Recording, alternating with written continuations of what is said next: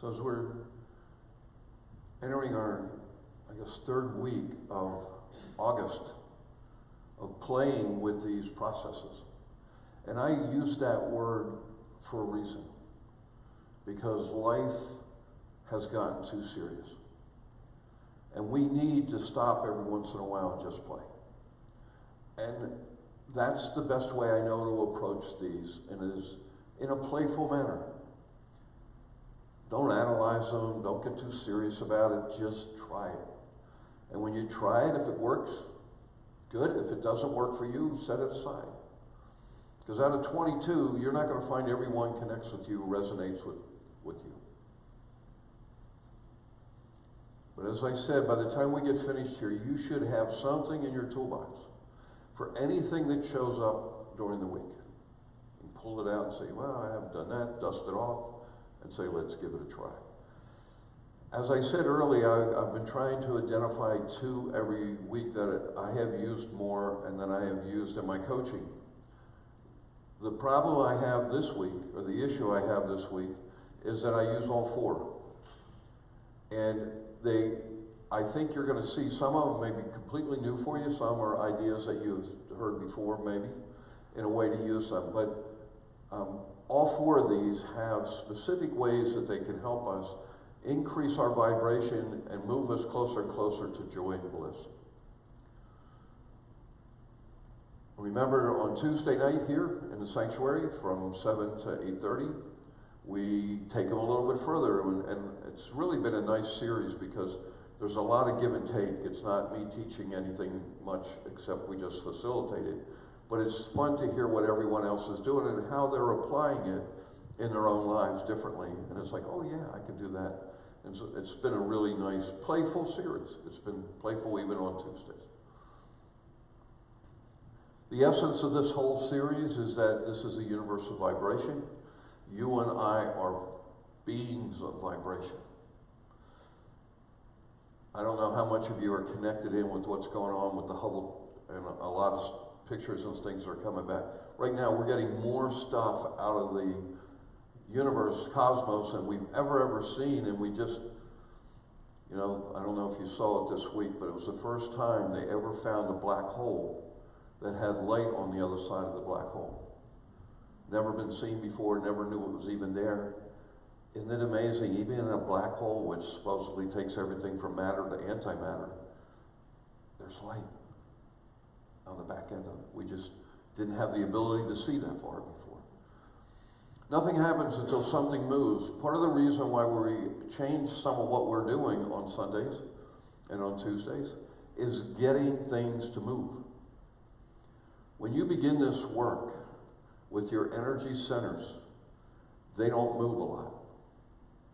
Some people said to me, well, I'm having trouble seeing the colors, or I don't feel like they're moving. They may not move a lot. In the beginning, because we're locked down for whatever it might be, the negativity of life, or karma, debt, or whatever it might be, locks these energy centers down. If you are willing to stay with the work, they will begin to spin faster and faster and faster. And as they spin faster, all of the gunk gets blown off of them, and it also allows your body, physically, mentally, emotionally, spiritually, flows much better. So, and it's the other thing to understand, it's also cumulative. The more we do this, the more you use sound healing during the week, and you allow that 10-15 minutes a day to let this balance, you're going to see the end result of it. And remember what Abraham said, 6 months from now, you're going to look back, and you're going to say, I have a different life. It's true. I've seen it happen over and over again. So that's what this is all about. If you remember who is Abraham, not a singular person, it's a collective consciousness of wisdom. And Louise Hay said this book and these 2 folks she loves because it gives 22 powerful processes. And as I said, I've been using these for over 10 years. More than 10, probably more closer to 15, 16 years. Very, very, very powerful tools. So here's where we've been the last 2 weeks. And I've highlighted the Rampage of Appreciation and the Magical Creation box from the first 2. I've seen those make the biggest change. And what I love about the Rampage of Appreciation, you can do that without a piece of paper. You can be driving along the street and all of a sudden go, wow, I'm feeling kind of negative, I feel it in my gut, and you start a rampage of appreciation right there, right then, and you'll watch your energy level go up almost immediately. The magical creation box is for anything that you want to create. It's so powerful because it's pictures in the box.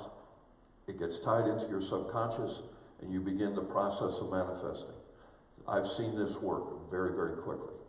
The other one is the prosperity game. Everyone enjoys this game, but I can tell you it's a very subtle game. And if you're willing to play it for a year, and I confessed last week, I've never made a year. You're going to have deposited and spent $66 million in the next 365 days. And the process of meditation, as you know from the day I got here, is that I believe if anyone's serious about a spiritual journey, you got to find 10 to 15 minutes every day. If you're not getting connected with your source, I don't know how you can improve. I simply don't. And I have seen many, many people go to many religions and many spiritual places, and when I talk to them after, there's like nothing's changed, and I said, well, tell me about your spiritual practice. What? Well, I can tell you right there is the issue. If you can't find 10 or 15 minutes to get reconnected every day to your creator, to your source, it's going to be hard to make any changes. How many evaluated dreams differently this week? Anybody have any dreams show up and you're like, wow, that's some work I have to do? Yeah, it's pretty good. All right, let's go into this week. Scripting is process number 9. This is for when you're feeling good. You're up in the top end. Let's see, where is it? Number 2 to 6. Somewhere between passion and hopeful. And I love this one because it really is play. But as we talked about last week, the universe does not know if you're imagining these feelings or you're really feeling them. It knows no difference. Why? Because the universe has one answer, right? Yes. So when you imagine these, and so this is what scripting's all about. You pretend that you're the writer and producer, and everything that you write will come true. Now, I use a computer. I sit down, and I write my life the way I want it to be. And go big.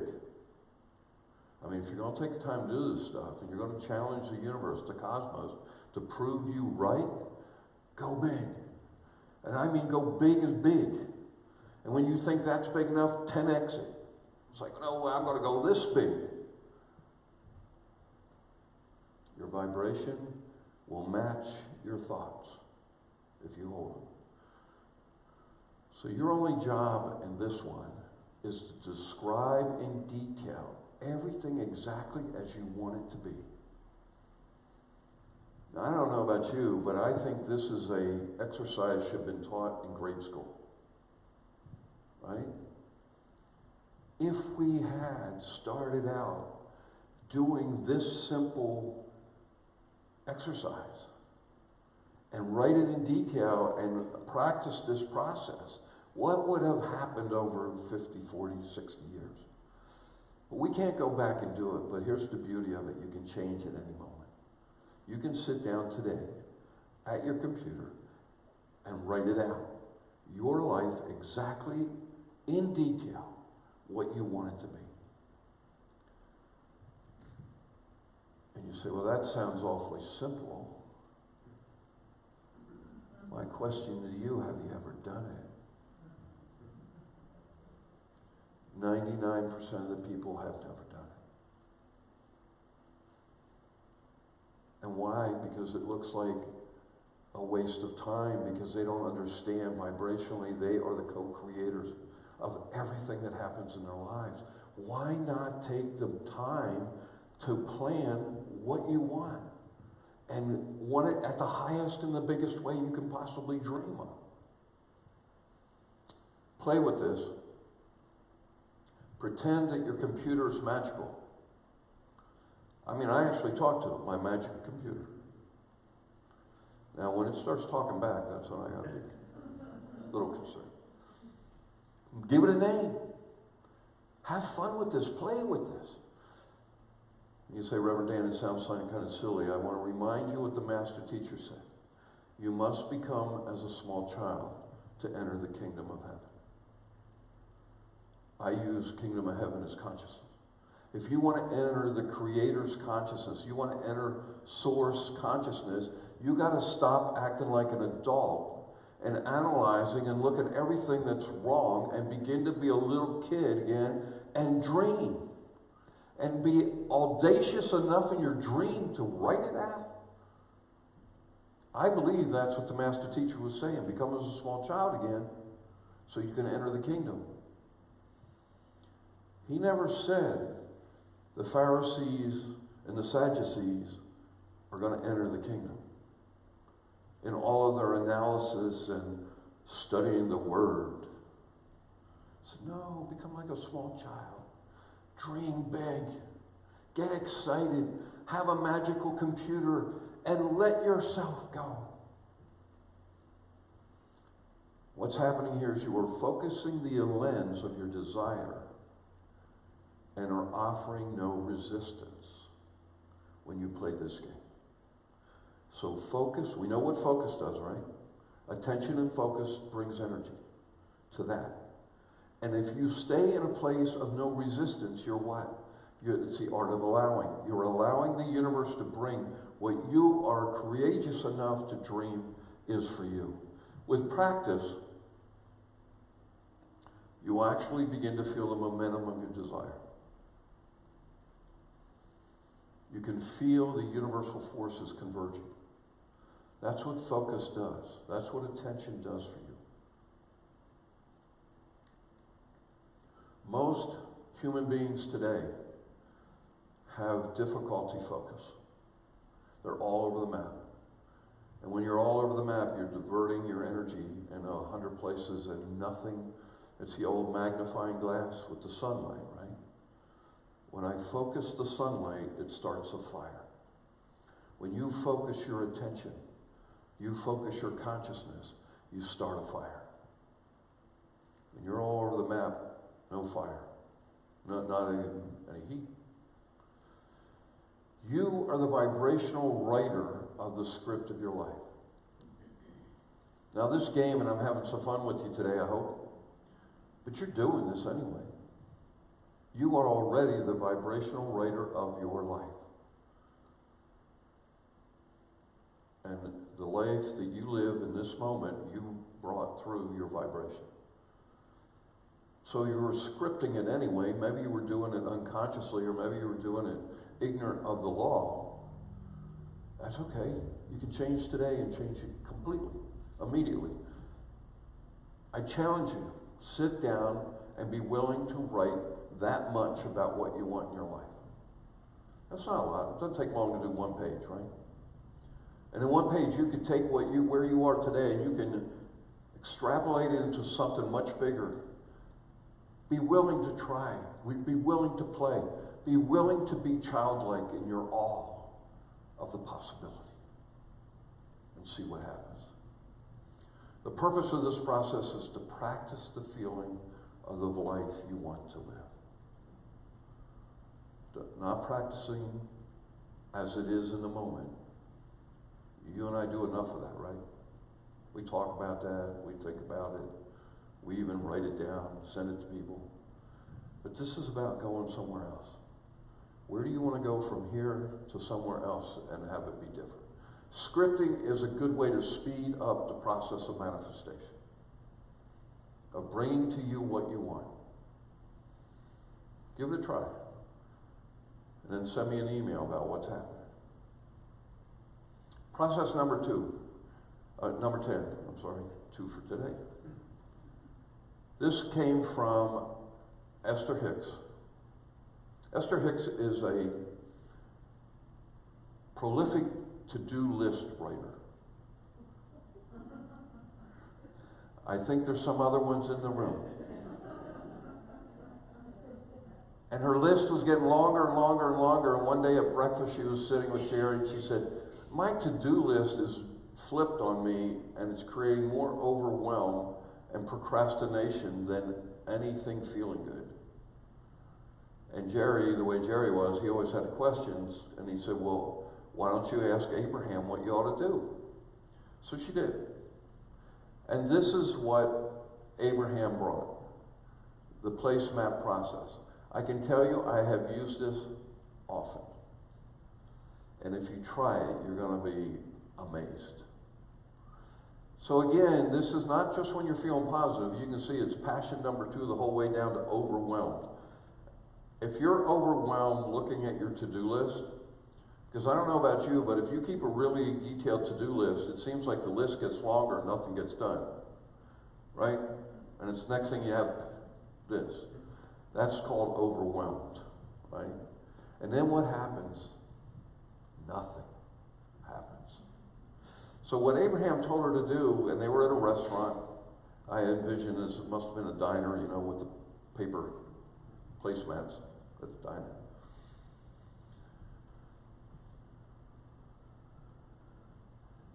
And what he told her to do was to turn the placemat over. And I'll give you the instructions in a minute. But what he was teaching here is the longer the list, the more resistance you felt. You all have the long to-do list. Are you feeling allowing or resistance? And the more you look at it, the more resistance grows, right? And the more overwhelmed grows. And so paralysis sets in, and then procrastination becomes the norm. Kind of sounds like the flow, if you have too big of a to-do list.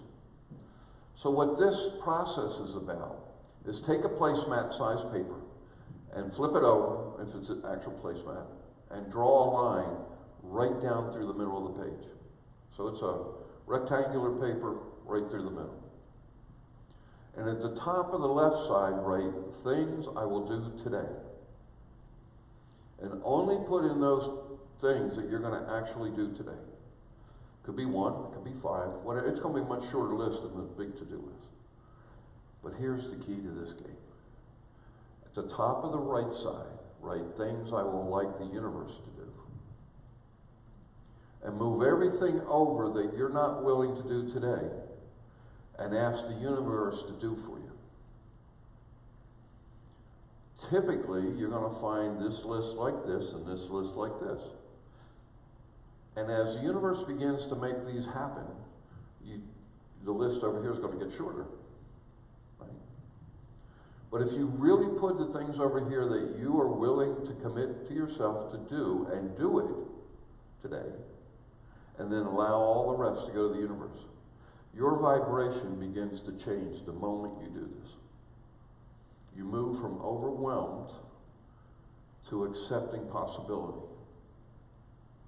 And your vibrational energy that you're putting out to the universe flips completely.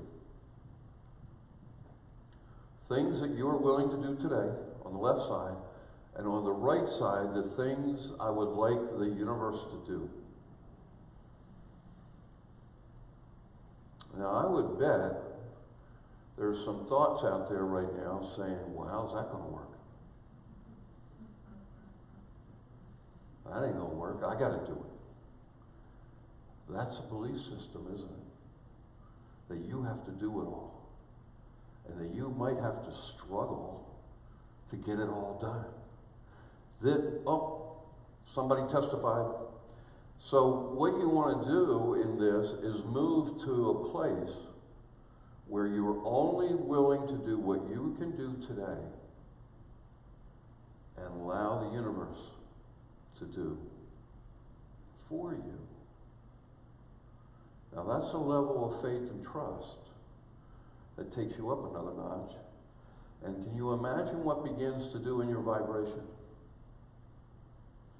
You move from procrastination, you move from paralysis, you move from overwhelmed, and begin to move up the emotional scale. Give it a try. Let's see. So the first thing that occurs is you release your resistance and begin to move into acceptance.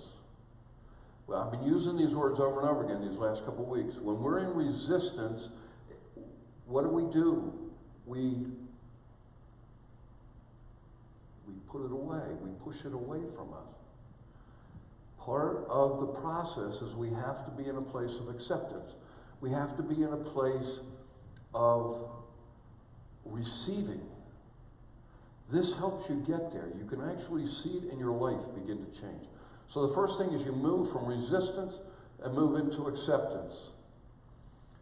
The moment you begin to say, I prefer, I like, I appreciate, I want, the heavens open up for you. Why? Because you're beginning to clarify. You're beginning to focus your energy. You're beginning to focus your thoughts. You're beginning to focus your vibration. Your energy begins more and more accepting and open to this is what I want, and it feels good. And we know those two are what keeps taking us on the path and keep moving us to a higher place.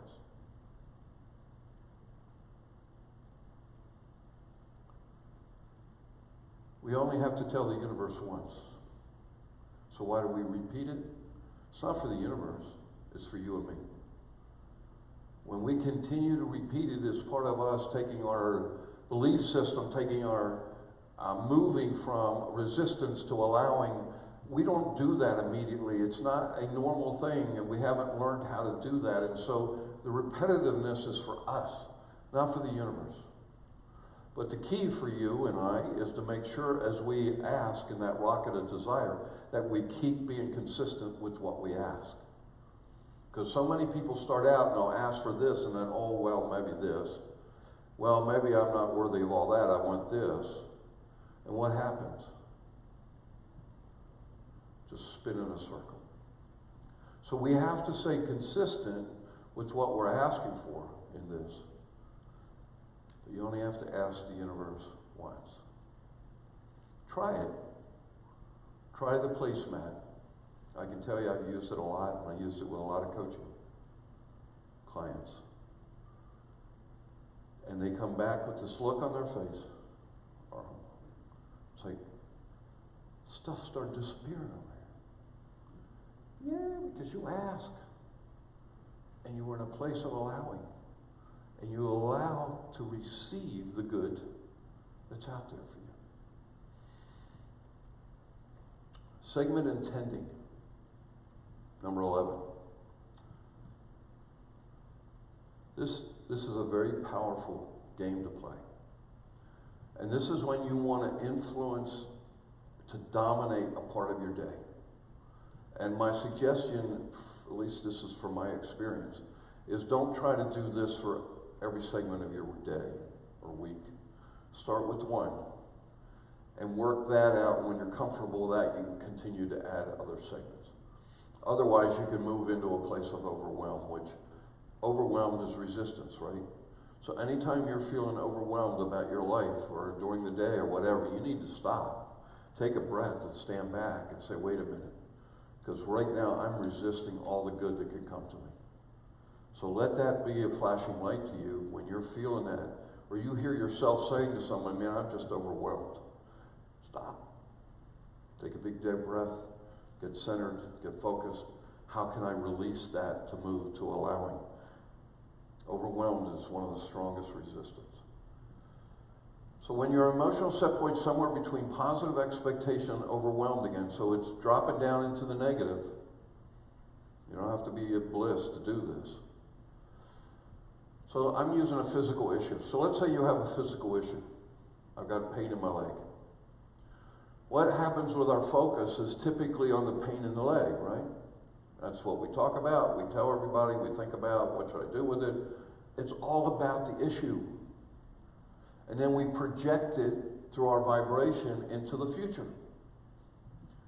Not a good setup for success. And what this allows us to do is not get overwhelmed again from the whole day or the whole week or the whole year, but allows us to take a different look at it. So by focusing on a different future experience, the vibrational change begins to process. So right here, right now, I have to begin to look at something other than this pain in my leg. Or what am I going to bring? More pain in my leg. Right? And I'm using physical issue here. It could be anything. It could be finances. It could be relationship. It could be state of mind. The process works the same. It doesn't matter what it is. But if we stay focused on the state today, there's no room to begin to move forward to something better. And it can become too much, or again, overwhelming to set the change for a whole year, a whole day, a whole week. That's why this has power in what's called segment intending. Segment intending is chunking the day down into small segments. That's the word segment. Intending is setting your intention. So you become conscious, you become deliberate about every segment of your day. Now that's step number one. Step number two is remembering to set your intention. Who's in charge of your intention? You. And if you don't set your intention, what happens? You'll be running out of the same patterns and habits that you've always done. Nothing changes.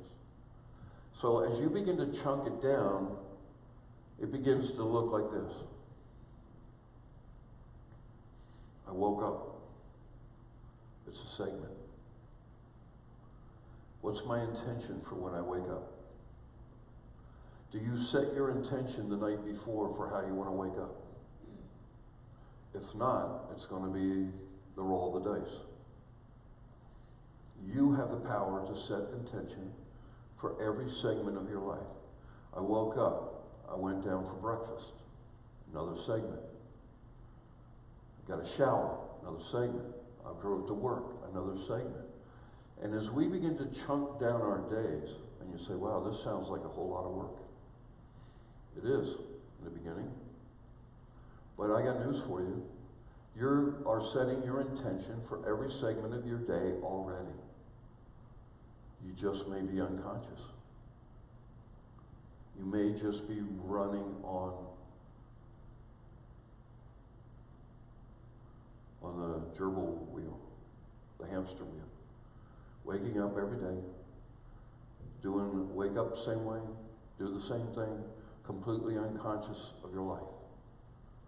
It's the greatest gift you and I have is our lives. And it's worthy of us, and it's worth it to set our intention. What doesn't seem to work is a generic intention. Oh, I'm setting intention to have a wonderful day. That doesn't work for me. You can try it. I mean, it's better than no intention, I think. But what begins to work here is because every segment of your life, and you know, if you're working, once you get to work, you're going to have other segments in your day, right? If you're retired, your segments may be different. You may not have as many, but you still have segments during your day. And when you start to own those, and you begin conscious, and you become deliberate with setting the intentions of what you want and what feels good, you're going to find more focus, and you're going to find more attention that's going to bring you more and more in alignment with what you really want. So chunk your day down. Chunk it down. Set the intention. I don't think you have to write this all out. Some people do. Again, if they want to really focus. But my challenge to you is to take one day. Don't do more than that. Take one day, and here's my experience. You know, I typically get up pretty early, and by about 8 or 9 o'clock, I forget I'm setting intention. That may only happen for me. And it's okay, because the next day I'm going to make it to 9:30 or 10 o'clock, 12 or whatever. But it begins a process of thinking about the day and your life in a different way, and really owning that I am the attractor. I am creating the vibration that brings my life to me. So segment intending is work. It's deliberate, conscious work. But it pays huge dividends. Because if you really want to be a person who's living at the highest end, which I believe is joyful co-creator of the best world that I can have, this helps you get there when the day seems too big. Chunk it down and begin to set the intention.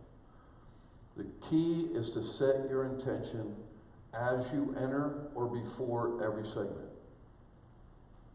Once you're in this segment, it seems to be too late because you're already in your pattern, you're already in your habits. But set the intention for each one as you enter. I'm getting in my car. As I reach for my key. So the way I do it is I look for physical triggers. Like turning the key to me is, did I set my intention for driving? And immediately I do. I set my intention. I look for safety, a pleasant drive, and for everyone else.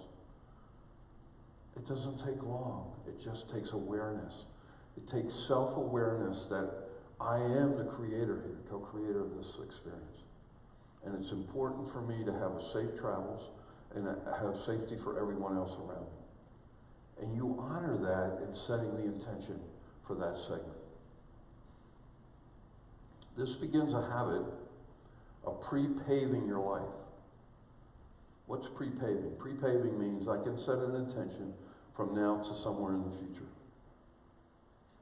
And I can sit here at the beginning of every week and set, this is where I want my week to be like. That's pre-paving. From this moment, I have the ability to do that. So do you. And this helps get you to the place where you can believe that and make it happen. This process will bring more attention and focus. Here we go, these same words again. Attention and focus brings what? Energy. And as you bring more focus and attention to each segment, you become conscious, self-aware co-creators, deliberate creator of your life. And as you focus, you become more deliberate and less unconscious. And in your deliberateness is where you have the allowing and not the resistance to push away. Again, as you can see, all of these processes begin to fit together and become part of it. You consciously, deliberately set the tone. And your ability to focus upon a narrow subject brings clarity. Your ability to look at many things brings confusion. The most successful people in life are those who can become clear. Clarity, focus, attention. It's absolutely the same. It's not just mental. It's those who can bring clarity to their vibration. Right? Because vibration is your point of attraction. This again enhances your ability to see yourself as the magnet or the attractor of your experience. The way you feel is actually your point of attraction. It's your asking. Remember, there's 3 steps. Number 1 is ask. How do we ask? We ask by how we feel, not by the words. The words take us to a feeling. The feeling takes us to frequency, to vibration. But our point of attraction for what we want in life always comes from our vibration, and that's our asking the universe, bring to me my vibration, bring to me how I feel. And the universe goes, oh yes, of course. And it begins to come. This helps us to get there. Chunk it down, smaller pieces, so that you can make more and more good intention. The last one for today is the most subtle, soft, fluffy way, I guess that's a good word for it, to change where you are and to move out of what you don't want to what you do want. And it's as simple as this. Wouldn't it be nice if? Now, those of you who are in a relationship and may have a partner or a friend or a family member that may have bent towards negativity, they're going to talk to you in what's wrong, right? The way you can begin to shift the vibration between the two of you is this process. And let's look at it. So it fits anywhere from positive expectations down to discouragement. It goes pretty low into the negative. So you can begin to affect yourself, but you can affect those around you with this. And here's how easy it is. When you say, I want this thing to happen that hasn't happened yet. Now, when we set up a rocket of desire, when we set up, I want this, When we do that, remember I've talked about there's both ends of the stick to it, right? To the desire. There's the having it, and the other end of the stick is the absence of it. And when we begin a desire, it's always both. And we can get ourselves locked into a thinking, well, it's not here yet. What end of the stick am I on? Oh, well, it sounds good, but you know, it happens to everybody. What end of the stick am I on? So on this stick, we can be sending vibrations out on both or on one. And this begins to happen, and this is really important, I think, because I've seen this happen so much. You are not only activating your vibration of desire, you are activating the vibration of the absence of your desire. And they always go hand in hand in the beginning. And you drive the course to which side of the stick you're going to spend your time on. Okay? And this is the way to keep yourself on the side of what you want and what feels good. When we're on both ends of the stick, nothing changes. We're in circle. We are in what? Split energy. And it takes away, it robs us of our focus. It robs us of our attention. It robs us of the energy and the vibration to move towards what we want. So as you're seeing this, and this is one of the reasons why I say many times with your rockets of desire, don't tell other people. Because most people are going to bring you stuff from this end of the stick. Right? Oh, well, it may happen for Reverend Dan. Or it may happen for George. But I don't know about it for you. It takes you right over to this side of the stick. So when we split the energy, nothing happens for us. We're just basically spinning in a circle. Or, as I said before, I think, pushing the accelerator, hitting the brake, pushing the accelerator, hitting the brake. And we look at the end of the day and we're like, man, I didn't get anywhere. It's because of split energy. It's the lack of focus, the lack of attention to keep clarity on what we want. So this is a way to do that. So here's all you do is you say, well, wouldn't it be nice if we had the best time with these friends? Versus, oh man, I don't know if I want to spend that evening. Right? We can switch it completely. Or wouldn't it be nice if the traffic was late and we had a wonderful trip? While you're sitting on the 81, 83, back to back, bumper to bumper. Different place to go. As you feel the negative coming, as you hear it in your voice, or with someone else with you, you can switch the energy immediately and come up with, wouldn't it be nice if? And bring it back to focus.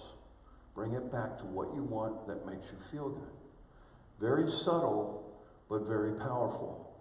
And as you train yourself to use wouldn't it be nice if, you're going to find it really, really helpful with other people. Because it's not, well, you know what, you're getting negative, and as soon as you tell them what happened, wow, right? Defensiveness, ego fires up. But if you say in a very nice voice, say, well, you know, wouldn't it be nice if, and go back to what you want. So that's this process. It shifts our vibrational anticipation and moves us into what we want and what feels good. Very subtle, but very, very powerful. Very subtle for yourself, but it really comes in handy when you're in an environment of other people who want to keep going to what you don't want or what doesn't feel good. And you can bring it back at least over 51% to this side, and then you can stay in the vibration of acceptance. Wouldn't it be nice if my metabolism cooperated with me more?